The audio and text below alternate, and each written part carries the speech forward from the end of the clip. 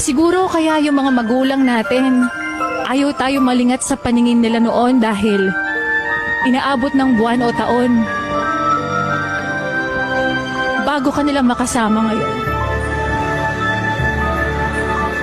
Siguro kaya nung bata tayo, pinapatulog tayo sa hapon kasi kapag tumanda ka na, mamamalimos ka na ng tulog at pahinga.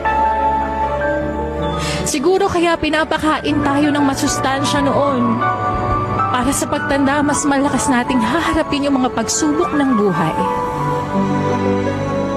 Siguro kaya kailangan sabay-sabay kumakain noon.